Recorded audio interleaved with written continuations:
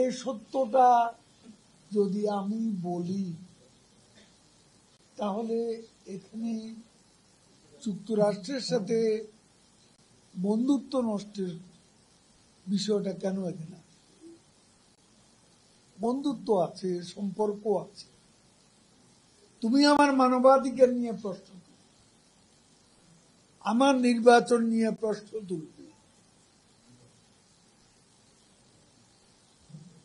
তুমি আমার দেশে গণতন্ত্র নিয়ে প্রশ্ন তুলবে। এখন আমি কি বলতে পারবো না? প্রায় প্রতিদিনই যুক্তরাষ্ট্রে গান ভায়োলেন্স হচ্ছে, ম্যাস শুটিং হচ্ছে,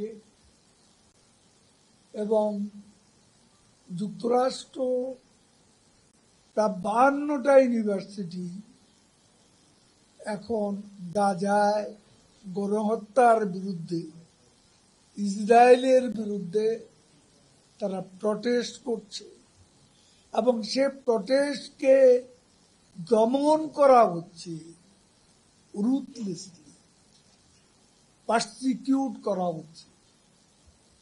ছাত্রীদেরকে দেখলাম হাত দুটো পেছনে নিয়ে রশি দিয়ে বেঁধে অ্যারেস্ট করা হচ্ছে। প্রফেসরকে মাটিতে লুটিয়ে পড়ছে। সে প্রফেসর, তিনি ইউনিভার্সিটির প্রফেসর, একথা বলার পরও পুলিশ তাকে বেধড়ক অত্যাচার করেছে এবং তাকে হ্যান্ডকাপ পরিয়ে অ্যারেস্ট করেছে। 2500-এর মতো অ্যারেস্ট হয়েছে। এখন আমাদের দেশে বিরোধী দল যখন অগ্নিসন্ত্রাস করে, পুলিশকে হত্যা করে, প্রধান বিচারপতির বাড়িতে হামলা করে, পুলিশ হাসপাতালে হামলা করে, সাংবাদিকদের উপর হামলা করে, তখন যুক্তরাষ্ট্র সেটা নিয়ে কথা বলে। আর যুক্তরাষ্ট্রে আজকে যা হচ্ছে সে সত্য বলতে গেলে আমাদের অপরাধ কোথায়? এখানে সম্পর্কের অবনতি কেন? সম্পর্ক যুক্তরাষ্ট্রের সাথে আমাদের বন্ধুত্ব নেই, এটা তো আমরা বলছি, কিন্তু তারা মানবাধিকার আমাদের দেশে যে চোখে দেখবে, তাদের নিজের দেশে সেই দৃষ্টিতে দেখবে না কেন? আর সেখানে বাইডেন বলছেন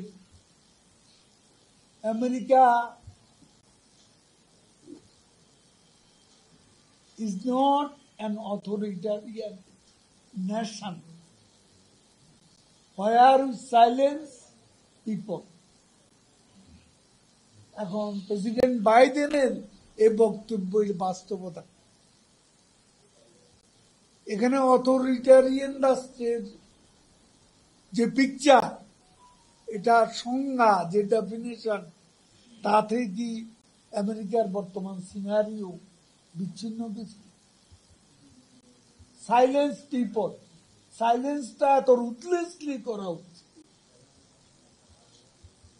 প্রটেস্টকে এত রুথলেসলি পারসিকিউট করা উচিত, তো সেটা বলার যে অপরাধ।